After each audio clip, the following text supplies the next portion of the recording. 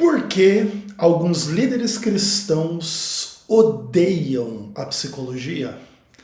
Eu sou Ezequiel Gomes, você está no canal Vem Senhor Jesus e hoje eu quero bater um papo com vocês a respeito de uma questão bem profunda, que tem que ver com a liderança cristã. Não com a liderança de todos os cristãos, ou não com todas as lideranças cristãs, mas com uma parcela de pessoas que lideram igrejas e que manifestam uma ojeriza muito específica em relação a uma das áreas mais fascinantes do conhecimento humano, que é a psicologia. Esse é um fenômeno profundamente curioso e que merece ser escrutinado aqui de forma muito despretensiosa. Eu não tenho nenhuma pauta diante de mim, vou falar aqui de improviso de cabeça, um pouco assim das minhas impressões a respeito do porquê que algumas lideranças cristãs odeiam, detestam a psicologia, ok? Então vamos lá bater esse papo. Bom, a ciência psicológica, ela lida com as questões assim da alma humana, né, da mente humana, do coração humano, da razão, como que o ser humano se sente diante de tantas questões da vida e da morte e tudo mais, e etc. E é difícil responder se a psicologia é uma ciência realmente ou não. Porque há elementos de ciência na psicologia, mas há elementos que fogem da ciência, vamos dizer assim. Então, por exemplo, vamos dizer que a gente comece a fazer perguntas para muitas pessoas e registrar as respostas. Perguntas existenciais. Quem é você? Como você se sente? Como que é a tua relação com teu pai, com a tua mãe, teu marido, com a tua esposa, com teus filhos? Como que você se sente diante de preocupações, diante da morte, da sua própria morte, da morte das pessoas que você ama? Como que você lida com a sexualidade? Como que você lida com as questões da vida em sociedade? XYZ, a sobrevivência, o trabalho, as perspectivas, como é que são, como é que não são. E você pega e faz questionários desse tipo em centenas de milhões de pessoas ao redor do mundo e você registra as respostas. Isso é um trabalho científico, tá? Claro, desde que você faça com método, aquela coisa toda. Beleza. Todavia, as conclusões que você vai começar a tirar em função das respostas para tentar explicar como que os seres humanos são ou não são, se sentem ou não se sentem e tudo mais, não necessariamente são fato científico. Porque, mais cedo ou mais tarde, você pode interpretar as coisas que as pessoas falam a respeito das suas questões da vida de maneira que o que você está expressando é uma opinião sua. Ok, você pode ser bem embasado na sua opinião, você pode até ter razão na sua opinião, mas são coisas difíceis de comprovar, né? Difíceis de provar que as coisas de fato são como você está imaginando que são, ou que você está deduzindo ou concluindo que são, em função das respostas de centenas de milhões de pessoas a perguntas aí dentro de um método XYZ para avaliar as questões da vida, tá? Então, existem elementos científicos na psicologia e existem elementos que estão para além da capacidade humana de fato descrever a nossa própria experiência na mais absoluta essência da realidade. Claro que provavelmente eu não estou conseguindo contextualizar assim, a complexidade que está por detrás do que eu estou tentando aqui explicar. Que tem que ver assim, com fatos, existem pessoas fazendo questionários, respondendo como é que elas se sentem ou não se sentem. Tipo, isso é fato. A explicação sobre por que, que as pessoas são como são, se sentem como sentem e etc., já é uma coisa um pouco mais obscura sobre determinado ponto de vista. Até porque a gente não sabe nem se a gente tem linguagem suficiente para descrever a exatidão da realidade na qual os seres humanos estão incluídos para poder entender por que, que eles são do jeito que são e se sentem do jeito que se sentem, né? Também não sei se a gente meramente confiar na própria narrativa das pessoas a respeito delas mesmas, se isso de fato reflete a mais absoluta realidade. Por exemplo, eu não sei se você já conheceu alguma mulher muito bonita que não se sente muito bonita. Isso, inclusive, é uma coisa muito comum, assim. Às vezes tem uma gata, assim, que você ouve ela comentando assim, não, porque eu tô gorda, não, porque eu preciso melhorar isso ou aquilo, porque o meu cabelo, porque isso e aquilo. E parece que a pessoa nunca está satisfeita com o que ela é, e da sua perspectiva é uma tremenda de uma gata, né? Então, por exemplo, o que descreve a realidade? É a minha percepção de que a menina é linda, maravilhosa e perfeita, ou é a percepção dela mesma que ela tá gorda, feia e precisa fazer isso e aquilo para melhorar? Difícil dizer, entende? E assim, também é verdade que em tese as duas coisas podem ser verdade, o que muda só é o ângulo do observador, ou da própria mulher que se sente assim, e do próprio cara que acha que ela tá viajando, que ela tá linda e perfeita do jeito que ela tá. E aqui já dá um pouco o tom, né, um exemplo bem pequeno, assim, bem simples, de que é difícil dizer exatamente o que as coisas são na realidade. Isso, inclusive, falando de aspectos assim de aparência. Imagina se você for lidar com aspectos de essência, que está para além da aparência. Como que a pessoa se sente ou não se sente diante de questões como a vida e a morte. E tudo que envolve a vida e a morte. Então, é óbvio que mais cedo ou mais tarde a gente vai, na ciência psicológica, deduzir, concluir, inferir e explicar um monte de coisa de uma forma que não necessariamente reflete a absoluta essência da realidade, mas reflete unicamente um palpite mais ou menos bem informado da parte de pessoas mais ou menos bem preparadas cientificamente e profissionalmente para tentar contextualizar um pouco alguns dilemas, algumas questões assim dos seres humanos. Mas não se pode ter assim uma pretensão de verdade muito assim radical nesses aspectos, porque aí você teria que de fato desvendar os segredos, né, da mente, da alma humana assim, de cada pessoa. E obviamente que isso está absolutamente além da capacidade da gente fazer, né? Inclusive a gente não pode desvendar a realidade absoluta e última de absolutamente nada, né? Essa aqui é a verdade.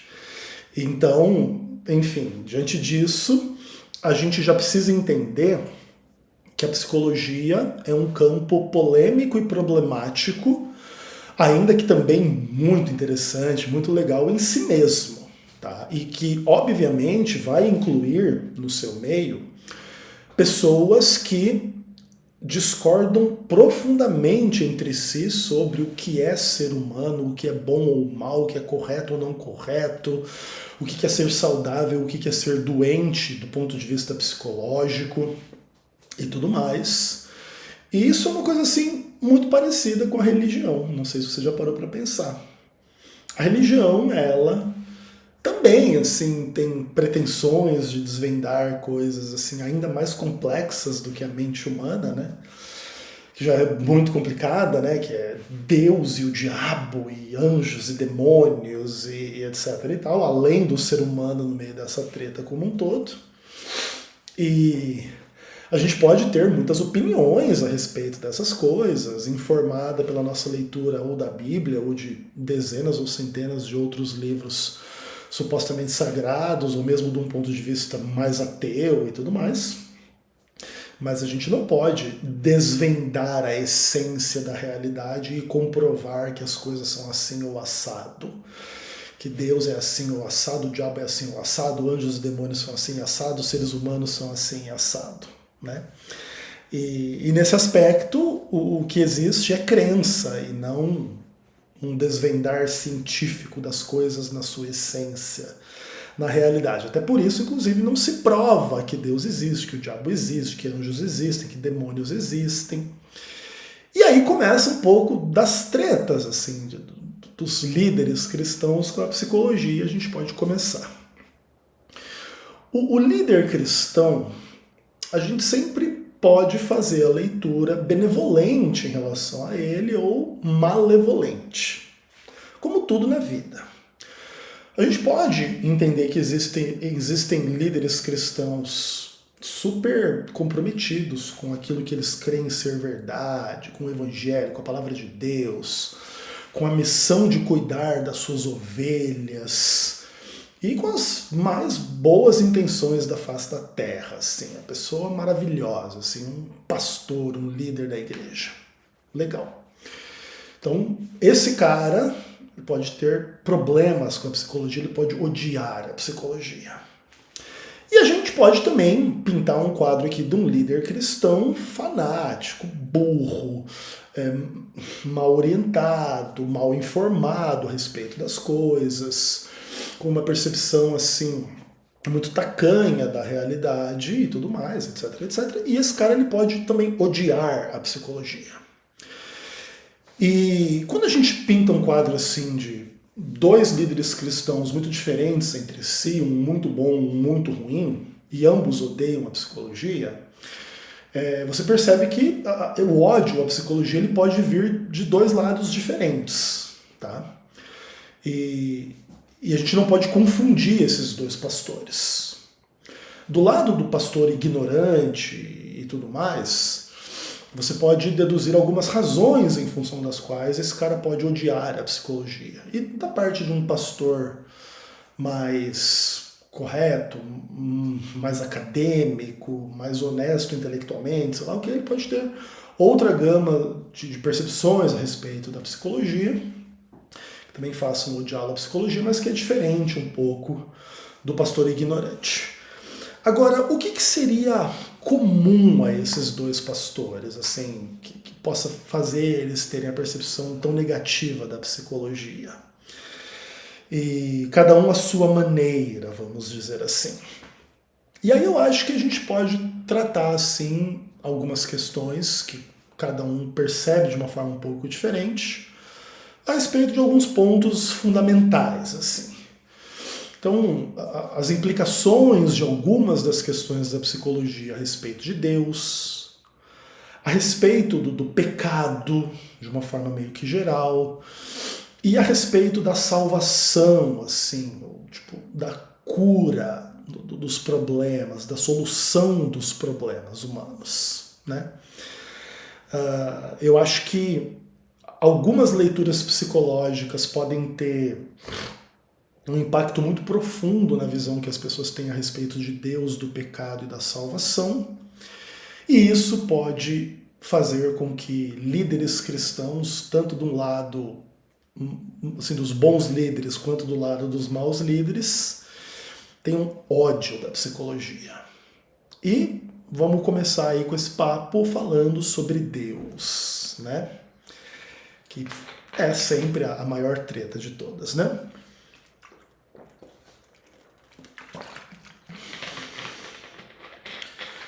Muitos cristãos percebem uma tendência humanista do pensamento, especialmente ocidental, desde o iluminismo e tal, e que conduziu aí as pessoas a um cientificismo. E a psicologia moderna, ainda que ela beba de fontes clássicas e bem antigas em alguns aspectos, de mitos e mesmo de questões bíblicas, etc., ela se desenvolveu muito na esteira dessa revolução, né, bem recente, vamos dizer assim. E isso tudo, mais cedo ou mais tarde, foi encapsulado numa leitura crítica a respeito de muitas questões do passado, vamos dizer assim.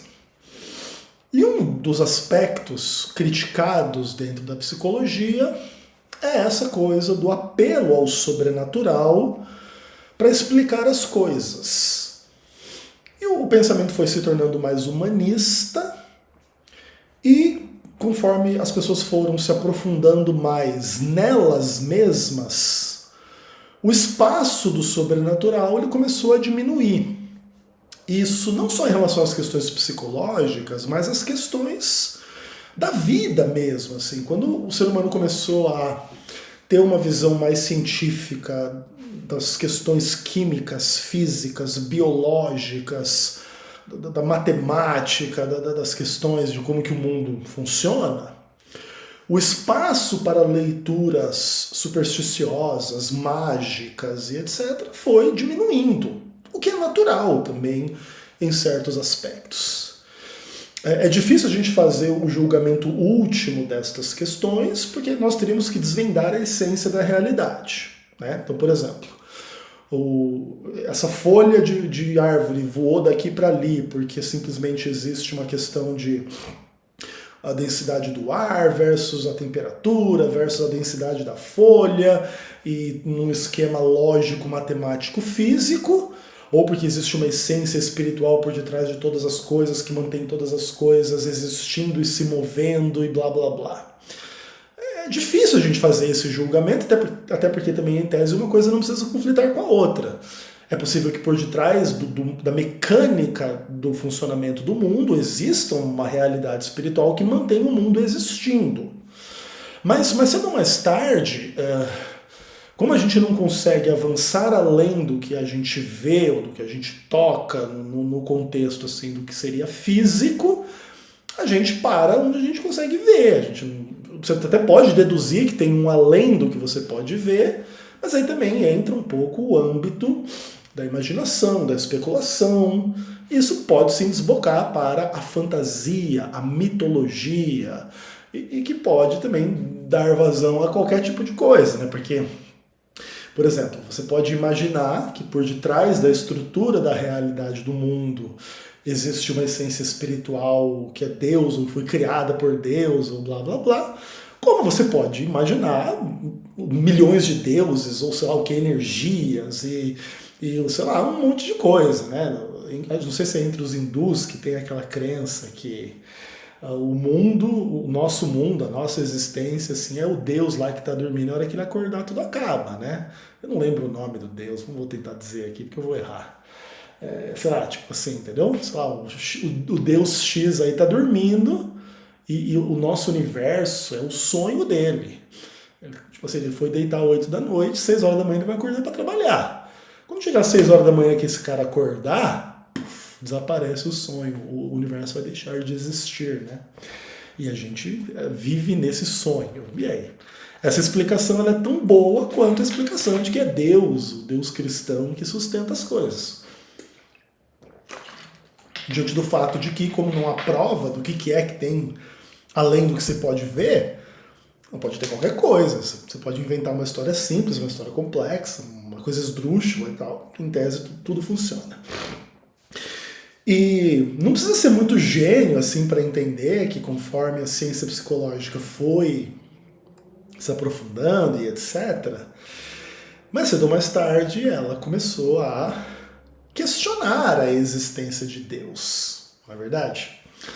Até porque também, mais cedo ou mais tarde, Deus sempre foi assim um ponto de questões no consultório psicológico, não é verdade? Imagine assim, por exemplo, pessoas com angústias existenciais de alma, de coração na sua mente em função de questões que Deus está bravo com elas, porque elas transam, porque elas mentem, ou porque elas querem ganhar dinheiro, ou porque elas não são bons pais e mães e filhos, e não são bons maridos, ou não são boas esposas, e não são pessoas suficientes numa direção XYZ. Aí você imagina você chegando no consultório psicológico com um problema psicológico e dizer para a sua psicóloga assim, olha, eu estou desesperado. Por quê? Porque Deus está chateado comigo. Aí o psicólogo começa a dizer, tá, beleza. E se você vive num mundo com bilhões de pessoas que acreditam em Deus, vai ter bilhões de pessoas aí com esse tipo de questão. E claro, nem todo mundo vai parar no consultório psicológico por causa desse tipo de dilema. Mas algumas pessoas vão ficar doentes. E vão estar lá preocupadas que Deus está bravo com elas, que a vida delas é um inferno, ou sei lá, o que o diabo está perseguindo, que não sei o quê. Questões aí sobre Deus e o diabo devem abundar aí nos consultórios psicológicos da parte de cristãos. E naturalmente, conforme os psicólogos foram se aprofundando na percepção, na perspectiva humanista destas coisas, é tentador você tentar de alguma maneira dizer que essas questões humanas assim, elas são fantasiosas, né? Ou parte dos dilemas humanos são fantasiosos. Igual você chegar pra menina que se sente feia e dizer pra ela, você é linda, moça, você tá só com um probleminha na cabeça, tá? É complicado, assim, você fazer isso, né? Porque se a pessoa tá se sentindo não bonita, sei lá, algo do tipo, tem os motivos dela. Você também não pode impor sobre ela a sua opinião sobre ela. Ela tem o direito de ter a opinião dela, contrária à sua. Então, tipo, não quer dizer que porque a pessoa também se sente feia e você acha ela linda, que ela é louca, que ela é doente mental. Não é isso. Mas pode ser. Pode ser que a percepção da pessoa distorcida em relação a si mesma seja um indício de problema mental. É muito louco pensar nisso. Inclusive o inverso às vezes também, né? A pessoa que se sente linda, maravilhosa e perfeita e não é. Então isso pode ser uma coisa, entre aspas, normal, mas pode ser uma loucura também, pode ser uma doença mental. E aí também entra as questões assim do que é doença ou não, né? Porque em geral a doença mental ela é uma coisa normal do ser humano, só que num grau anormal, né? Por exemplo, todos nós temos em algum contexto algum tipo de pensamento, ou desejo, ou imaginação e tal, meio paranoica, meio maluca, meio doida. Todo mundo tem essas coisas, mas dependendo do nível que essa coisa, que esses sentimentos, que essas imaginações, que essas obsessões elas acontecerem, elas podem ser mais normais, ou elas podem realmente ser doença mental, né? Então, por exemplo, você ser uma pessoa interessada em matemática, normal em tese.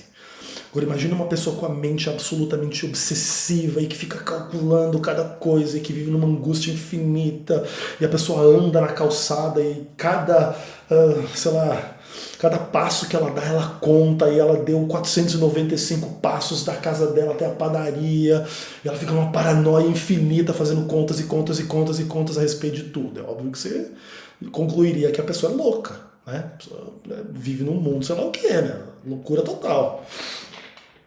E não quer dizer que fazer conta é loucura. Depende do nível de conta que você faz na sua cabeça. Em que contexto, em que propósito e etc. Enfim, eu não sei se eu estou devagando demais, mas o fato é que assim, não demorou muito, né, para os psicólogos começarem a focar muito no humano e colocar Deus em xeque, de certa forma, e ter uma narrativa de que Deus era um ser onipresente na humanidade quando a humanidade tinha menos conhecimento a respeito de como as coisas funcionavam. Então todas as coisas eram preenchidas com Deus e a vontade de Deus. E no máximo, quando as coisas fossem ruins da sua perspectiva, é o diabo, o inimigo de Deus, que está fazendo as coisas. Então, se as coisas estão dando certo, Deus está me abençoando, Deus está me ajudando, Deus está comigo, o amigo imaginário. Se as coisas não estão indo bem, está dando problemas e coisas ruins, o demônio está ao meu redor, e os seus demônios e etc e tal, os inimigos imaginários também. E muitos psicólogos tiveram essa percepção de que se você conseguisse se livrar dessas entidades imaginárias ao redor de você, você poderia focar nos reais problemas que estão unicamente na sua mente. E é óbvio que qualquer líder cristão, seja ele super legal ou super ruim, vai se incomodar com isso. Cada um da sua maneira, vamos dizer assim. Porque a questão de você ser um psicólogo ateu, um cristão, não é meramente uma questão de ser bem ou mal informado, bom ou mau caráter. É possível você ser um líder cristão e ver e bem informado, e etc, etc, etc, e ver com muita reserva e com muita raiva, inclusive, sei lá, enfim, com alguma raiva, né, sei lá. É esse papo, entendeu? Porque essa construção da ideia de que tudo que existe é mente humana, não tem Deus, não tem diabo, ela tem a sua lógica, ela tem o seu sentido, mas ela também não explica exatamente a realidade do mundo, né? Que vai além dos seres humanos. E que contém bem e mal, e que mais cedo ou mais tarde você começa a deduzir o maior bem possível, o maior mal possível. E por que não haveria um espaço para discutir não só o bem e o mal que seriam naturais, mesmo sobrenaturais, e por que sim e por que não, entendeu? E as pessoas podem divergir a esse respeito, né? Mas como também a psicologia se tornou uma arma meio pesada aí no universo, na direção do ateísmo, alguns cristãos respondem a isso aí com raiva da psicologia, com ódio da psicologia, com ojeriza a psicologia, colocando a psicologia como uma coisa perigosa, ruim e tudo mais. Ok.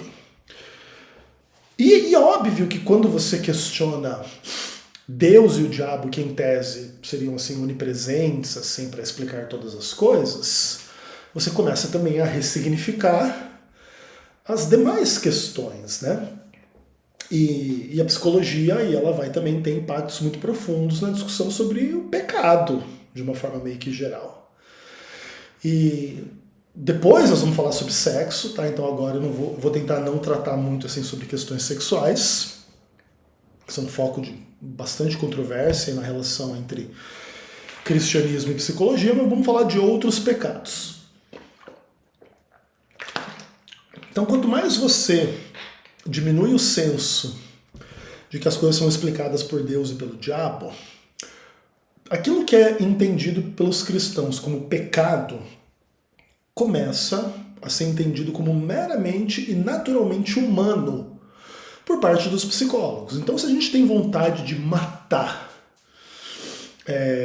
isso não necessariamente é nem errado, assim. Inclusive, você pode partir de situações hipotéticas limítrofes ou de limite para argumentar a favor desse sentimento de querer matar alguém, por exemplo.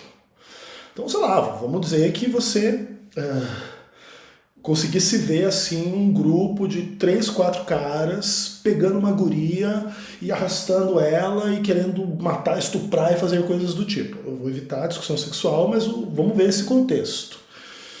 A vontade de matar esses caras que estão fazendo isso, ela é natural, certo? Se você tivesse a capacidade de livrar uma pessoa de ser espancada, de ser estuprada, de sofrer um terrível mal, ser torturada, sei lá o quê, sofrendo as coisas de forma injusta, e você conseguisse fazer justiça, nem que seja trucidando os injustos que estão fazendo isso, esse não só não é um sentimento pecaminoso, como ele é inclusive um sentimento heróico, um sentimento justo, um sentimento correto, um sentimento que tem que ser celebrado, abraçado, e não assim, tipo, ai, minha querida psicóloga, meu querido psicólogo, eu sou uma pessoa ruim.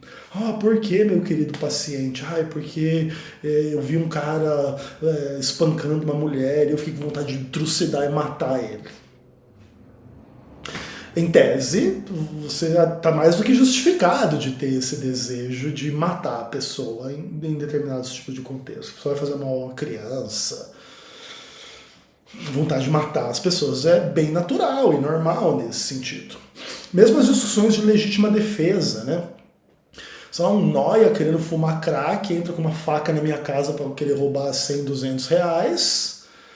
E o cara tá muito louco e vai me matar, vai matar meu filho, vai matar minha esposa. O sentimento e a vontade de matar o nóia que entrou na minha casa para roubar 50, 100 reais, absolutamente natural. Inclusive, legítima defesa nem crime é, né? não só nesse tipo de contexto, mas em qualquer outro, assim. Então, você começa a pensar dessa forma, daqui a pouco você pensa assim, olha, matar os outros é uma questão de sobrevivência, né? É uma questão de humanidade. Claro, sempre assim talvez vá se pensar que fazer mal cruelmente ao outro, especialmente um mal não justificado no sentido do outro não fazer uma ameaça a si, mas por puro sadismo e maldade, acho que é mais ou menos visto por qualquer psicólogo como um desvio, tá? Especialmente se você não tiver remorso, se você não tiver nenhum tipo de empatia, nenhum tipo de sentimento, aí você vai ser categorizado aí como um psicopata, um louco aí, porque de fato né? Mas o fato é que, mais cedo ou mais tarde, você começa a trabalhar esses conceitos e aquilo que era impensável começa a ser normal. Sei lá, coisas do tipo assim, vontade de fumar, vontade de beber, vontade de jogar jogo de azar, vontade de apostar e viciar nessas coisas, assim. Então, existem todas as interpretações cristãs de que tudo isso é errado e etc, e etc, e etc. Algum psicólogo poderia dizer que, sei lá, entendeu? Veja bem, óbvio que todo mundo vai dizer o seguinte, você está fazendo uma coisa que te prejudica de forma muito intensa e muito evidente, você deveria ser capaz de evitar aquela coisa. Então, se você não está conseguindo evitar fazer algo que é evidentemente ruim e muito ruim e imediatamente ruim a você, existe um problema envolvido. Beleza. Mas nem sempre a experiência do beber, do fumar, do jogar é exatamente assim. Por exemplo, você pode morrer de fumar. Isso é fato. Mas você não fuma um cigarro aqui, dali 5 minutos já começa a tossir, dali 10 minutos já começa a ser internado no hospital, dali 15 minutos você morre. Entende? Como a coisa não é tão rápida, não é tão simples, você pode fumar por bastante tempo antes de começar a ter problemas significativos nos seus dentes, na sua garganta, no seu pulmão, no seu esôfago e na sua respiração e nas suas questões de atividade física ou isso ou aquilo. Enquanto esses fenômenos mais pesados eles não acontecem, você pode ter a percepção não só de que o cigarro não te faz bem, mas não só não te faz tão mal, ou mal, até que te faz bem. Porque a nicotina dá prazer no cérebro e blá blá blá. Sei lá o que, as pessoas também, elas não têm só malefício no contexto, elas têm um benefício. E a pessoa pode ter a percepção de que aquilo é absolutamente normal, humano, simples. Fumar um cigarro. Inclusive a gente aqui no Brasil, que é tudo filho de índio, aí, fumar um cigarrinho aí é uma coisa absolutamente natural. E a bebida da mesma forma. E tem gente que estraga a sua vida em contexto de bebida, mas tem pessoa também que bebe a vida toda mais ou menos aí socialmente. Sem morrer de cirrose, graves problemas, morrer de ficar caído na sarjeta e virar mendigo, sei lá o quê. Então, inclusive, é interessante isso, assim, porque algumas pessoas são mais fortes para essas coisas, outras menos. E por que proibir essas coisas para quem é mais forte só porque quem é menos forte se lasca? Pode ser que você deveria proibir só para quem é mais fraco. Para quem é mais forte, beleza, tá tudo certo. E a religião odeia essas implicações dessas coisas, assim. E não só em relação aí a assassinato, jogo, vício, sei lá o que, mas a várias outras coisas, assim. Tipo, falar o nome de Deus em vão, né? Blasfemar e etc e tal. No contexto da religião, isso é uma coisa impensável, assim, você desrespeitar aquele que é o criador do universo, que te dá a vida, sustenta a sua vida, é o seu Senhor, é o seu Salvador, é o seu tudo. Mas do ponto de vista psicológico, um psicólogo poderia chegar para uma pessoa com algum dilema psicológico no consultório e, sei lá, o cara poderia dizer assim, olha, meu querido psicólogo, eu tenho um sentimento assim de muita raiva assim, de Deus e eu blasfemo muito, eu falo muito palavrão, assim, xingo Deus e tenho uma banda de death metal falando mal de Deus. Porque a minha mãe queria que eu acreditasse em Deus, eu sou ateu, não quero saber dessa merda e eu fico com raiva e etc e tal. O psicólogo pode chegar e dizer assim, olha, isso é uma coisa muito positiva. Faça aí mais bandas de death metal para gritar que você odeia Deus, para você exorcizar a sua mãe da sua cabeça. O psicólogo pode inclusive dar conselhos desse tipo para as pessoas, entendeu? Não fique se culpando porque você tem esse sentimento assim de dessacralizar essas fantasias que a sua mãe colocou na sua cabeça. Joga isso pra fora, confronta isso, enfrenta isso, xinga esse negócio aí. E você vai sair renovado da maravilhosa experiência.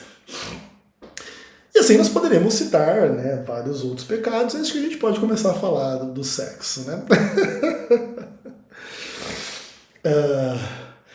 Antes disso, então não é difícil entender por que líderes cristãos podem se incomodar demais com a psicologia, assim, né? Porque, pô, mano, você está justificando todo o mal, assim, no contexto de que é aquilo puramente humano. E que, inclusive, coisas que da visão do religioso, do cristão, são ruins, são vistas como boas, né? No rolê religioso.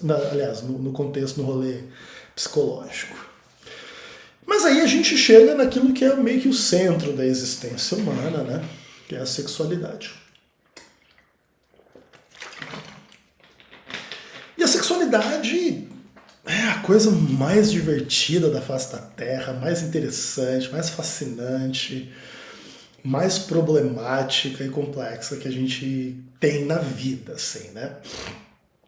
Que lida assim com os nossos mais profundos desejos e sentimentos e é de onde a gente vem e é para onde a gente vai, é o que a gente quer e etc. É muito louco assim lidar com as questões sexuais. E uma liderança cristã não tem muita facilidade de tratar com esse tema. E isso não é necessariamente assim um defeito da liderança cristã, isso é uma questão complexa mesmo. Eu sei que a gente inclusive já falou muito aqui no canal, então acho que nem preciso me aprofundar demais. Mas o fato é que é difícil lidar com as questões de sexualidade no contexto religioso. E quando você vai para o contexto psicológico, parece que um pouco que é o inverso, assim. Parece que aí a lei de Aleister Crowley, cantada e imortalizada por Raul Seixas, meio que é a regra, né? Faz o que tu queres, pois é tudo da lei, né? Então, no contexto psicológico, praticamente não existe limite para o sexo. A não ser naqueles contextos assim onde não há o consentimento daquela com quem você transa.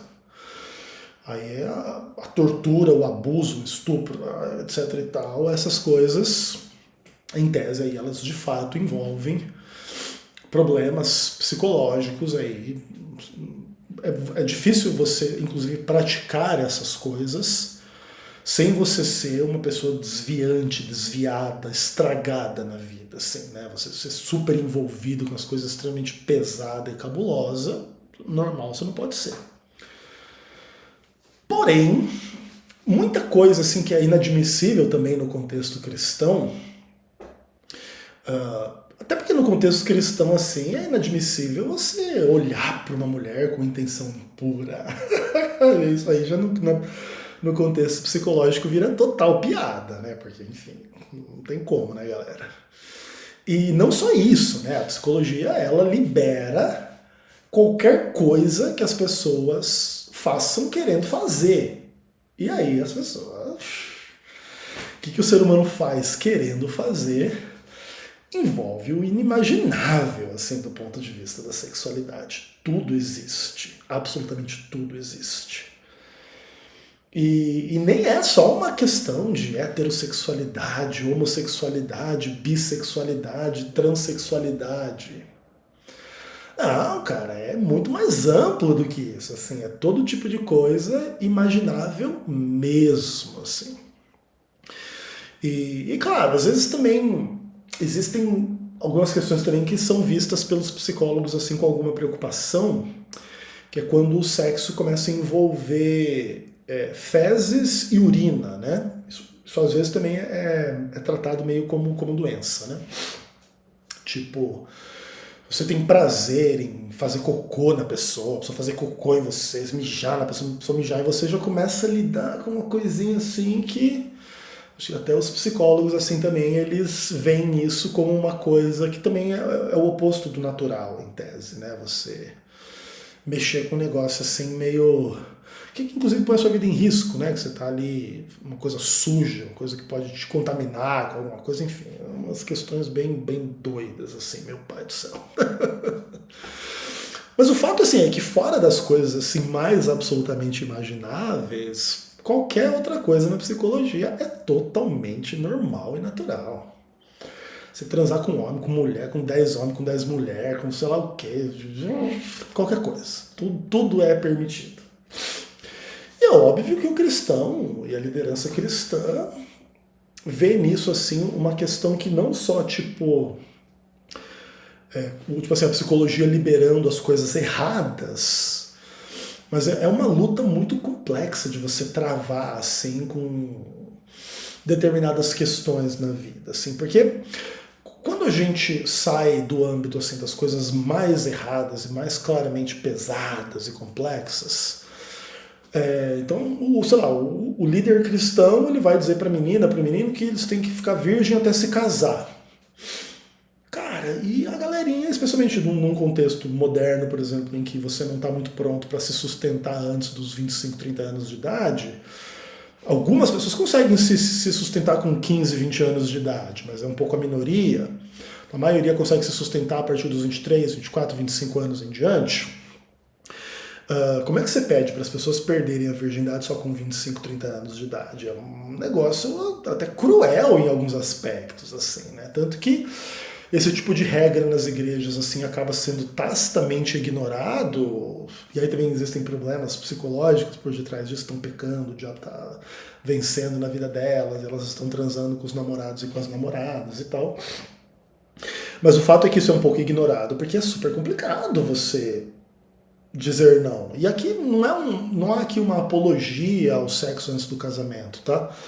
Só o que há aqui é uma admissão de que essa é uma questão complicada. E do ponto de vista psicológico, por exemplo, sei lá, vamos dizer que um casalzinho cristão que namora e não é casado está transando, vai visitar o pastor e vai visitar o psicólogo. O pastor vai dizer para eles que isso é inaceitável, que eles têm que parar com isso, que isso é errado, que o diabo isso, que Deus aquilo. O psicólogo vai dizer, gente, vocês são só duas pessoas normais, assim, desculpa dizer, tipo assim. E é maluco, assim. E como é que você combate esse negócio da psicologia, entendeu? Como é que você chega... Esse psicólogo é um filho do demônio, um herege, um imbecil, etc. E o psicólogo, cara, eu só estudei um pouco, irmão. E nem precisa nem estudar muito para entender, né? Então é uma questão muito difícil, assim, se você for parar para pensar. Os desafios que a ciência psicológica ela impõe sobre a narrativa cristã das coisas, assim, não é uma coisa pequena. É uma questão bem complicada. Só que nessas questões todas, a gente ainda também não chega num outro problema. Aliás, numa outra questão também que é muito problemática. Que tem que ver com as questões assim de, entre aspas, salvação. Claro, em última instância, o conceito cristão de salvação é um conceito transcendente depois da morte, onde o salvo terá uma vida eterna sem pecado, né? Ok. Mas se você ler a Bíblia, você sabe também que muitas vezes o escritor bíblico, especialmente o salmista, ele clama a Deus por salvação e o contexto é bem humano mesmo, né? Então os inimigos dele estão ao redor, ó Deus, salva-me da cova, do tropeço, da pobreza, disso, daquilo, tá? Tem um monte de coisa assim que tem que ver com o aqui e agora, né? Não tem a ver só com a salvação transcendental, escatológica. Então, o cristão, mais cedo ou mais tarde também, ele quer ser salvo não só lá na vida eterna, ele quer que Deus abençoe ele aqui e tal, etc, etc, etc. E aí, o que acontece? A psicologia, ela não pretende só fazer uma análise das pessoas, mas ela pretende oferecer alguma espécie de salvação também, ainda que sem a pretensão transcendental. A questão é tentar trazer a terapia psicológica para te ajudar aqui e agora. Esse é o ponto, né? E, ok. E aí o que acontece, assim? A gente pode falar um pouco mais sobre isso no futuro, assim, se terapia funciona ou não, tá? E o que significa funcionar, né? Porque, por exemplo, eu fiz análise há algum tempo da minha vida, me ajudou, mas não resolve os meus problemas, né? Até porque meus problemas, eles são de uma ordem que demanda 1 milhão de questões e, tipo, não tem solução, vamos dizer assim, dessa forma, né? Né, Adriana? Tá bom, né? Mas o fato é que, tipo assim, as questões são difíceis, assim, essa que é a verdade. Todavia, é verdade que a psicologia ela não resolve os seus problemas assim numa instância mais ampla, mais profunda, mais significativa, muito menos transcendental. Mas ela resolve umas coisas meio imediatas e mais pesadas e mais complicadas, assim, em alguns contextos. Funciona mesmo, assim. Eu mesmo me beneficiei muito da minha terapia no que tange a esses aspectos aí. E assim, existem muitos tipos de terapia diferentes. E, inclusive, terapia não é uma coisa só que se faz no consultório, tá? Em ampla medida, a gente tem que viver uma vida embebida de terapias em todos os contextos da nossa vida. Eu e você bater um papo aqui, você me ouvindo, tem que ser uma experiência terapêutica. Se isso aqui não te fizer nenhum bem, não faz nenhum sentido você ver o vídeo. Entende? E se eu e você estamos conversando, se eu estou falando e você está ouvindo, você está entendendo, você está questionando, você está se aprofundando, você está entendendo, e etc e tal, você está abrindo o teu coração e a tua cabeça para o que o maluco aqui está dizendo, e isso está te fazendo bem, isso aqui é terapia, tá? Conversar é terapia, namorar é terapia, ter bons relacionamentos com o pai, com a mãe, com o filho, com isso, com amigos é terapia, ir para a igreja é terapia, ir para o cinema é terapia, ir para o estádio de futebol é terapia, etc e tal, ainda que essas coisas também podem ser veículos de doença, né, de nos adoecer. Um vídeo pode nos adoecer, um relacionamento com a namorada, com o marido, com o filho, com a mãe, com o pai pode adoecer, e no futebol pode adoecer, e lá, não sei, no show pode te adoecer, pode te colocar em perigos, em várias questões. Porque a vida é muito louca nesse aspecto, né? E é assim. Claro, aí a terapia psicológica, especificamente falando, tem vários tipos de terapia, várias escolas e tradições diferentes, mas o fato é que o ser humano já tem um certo conhecimento a respeito dessas coisas e já sabe que algumas coisas funcionam nesse aspecto. E isso também é uma coisa que meio que aterroriza alguns líderes cristãos, porque às vezes as pessoas encontram algumas soluções no consultório psicológico que elas não encontram na igreja. Pela questão do profissionalismo, pela questão de que às vezes no consultório psicológico também você só vai para lá, assim, especialmente por livre e espontânea vontade, se não for obrigado por outras pessoas. Se você realmente está em busca de uma ajuda em relação a um problema. E ali você pode encontrar uma solução diferente da solução proposta pela religião. O que também não quer dizer que não existem experiências terapêuticas muito bem sucedidas no contexto religioso. Às vezes o aconselhamento pastoral, a própria ida aos cultos, uma própria sessão de oração, de entrega a Deus, é extremamente terapêutica, com efeitos extremamente benéficos, tá? Eu não quero pintar como se não fosse, tá? Pelo contrário. Mas o fato é que por exemplo, a minha experiência psicológica lá no consultório psicológico me ajudou em relação a algumas coisas que a minha experiência religiosa não me ajudou. O que também não quer dizer que a experiência psicológica é superior à experiência religiosa, só quer dizer que, para algumas coisas, em alguns contextos, a gente precisa de uma coisa conduzida com uma mão um pouco mais calcada na experiência psicológica, terapêutica, científica.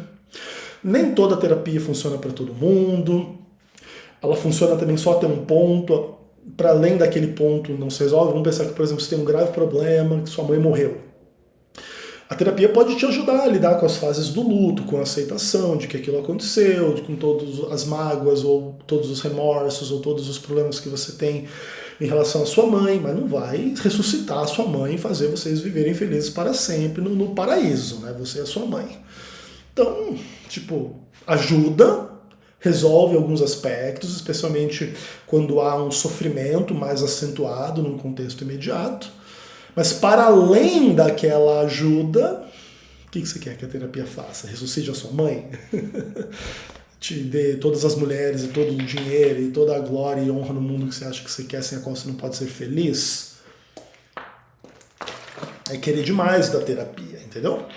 A terapia ela é feita para resolver, nesses casos, problemas de um sofrimento que não deveria existir, que está muito intenso naquele contexto, em função de meia dúzia de questões. Aí você vai lá trabalhar essa meia dúzia de questões, vai ressignificar as coisas, vai reinterpretar as coisas, vai tentar engolir aquilo que está te fazendo mal e se aliviar, ou engolir ou vomitar.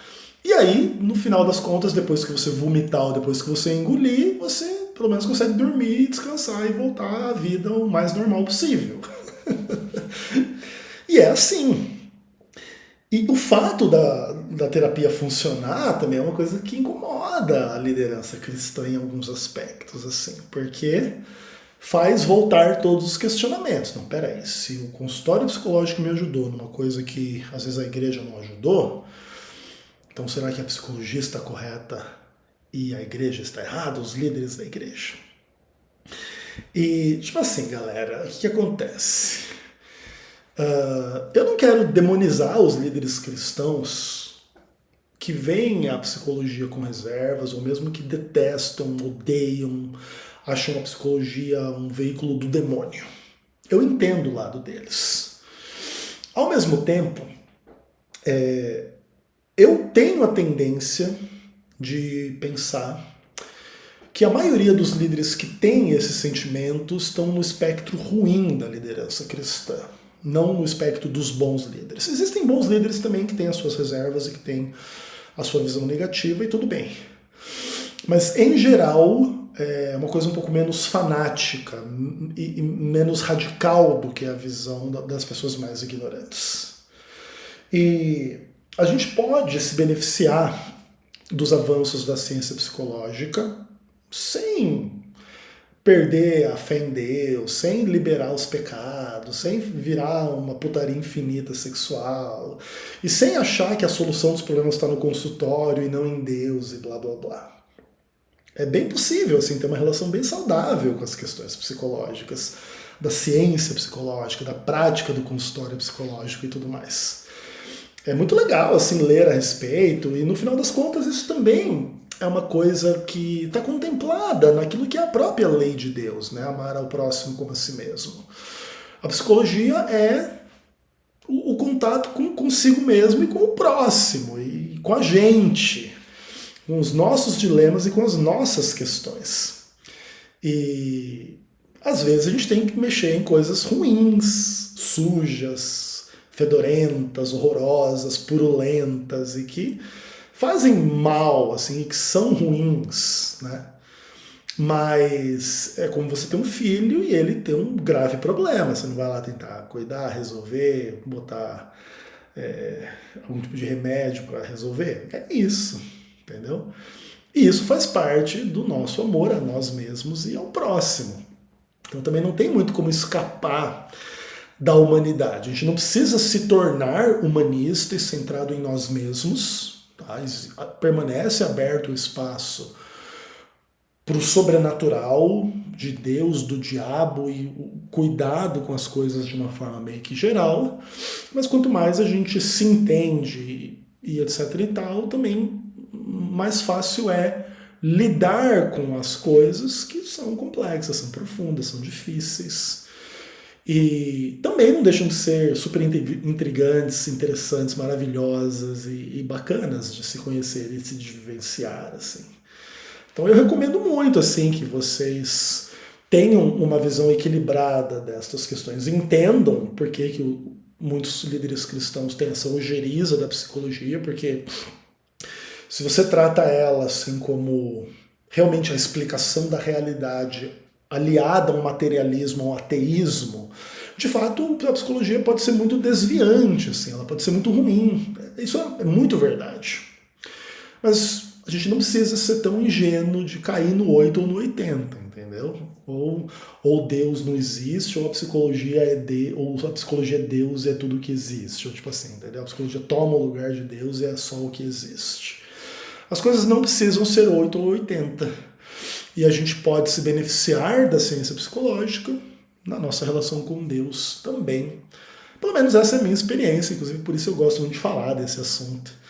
E, em geral, eu não sou muito fã assim, das lideranças cristãs que são muito taxativas contra a psicologia. Eu acho que é importante explicar essas coisas para as pessoas tentarem entender onde que estão os problemas. Eu espero que vocês tenham entendido um pouco por que a psicologia pode, de fato, ser problemática. Mas aí é só simplesmente seres humanos que levaram alguns pressupostos muito além do que deveriam e tornaram a análise do ser humano tudo o que há e pressupuseram, né, enfim, que no final das contas isso tirava Deus e o diabo e tudo mais da jogada, quando isso não necessariamente é verdade. Isso é uma hipótese, é legal a gente trabalhar essa hipótese, mas existem questões muito mais profundas a respeito da existência da realidade, que não tem meramente a ver com a psicologia humana, tem que ver com o fato de que as coisas existem ou não existem. É tudo coisa da nossa cabeça. Inclusive aí nesse aspecto também existem, né, escolas de filosofia antirrealistas que defendem que nada existe, que é tudo loucura e projeção e blá blá blá. Mas aí a gente deixa essas questões filosóficas para depois. Até o próximo vídeo, se Deus quiser. Um abraço.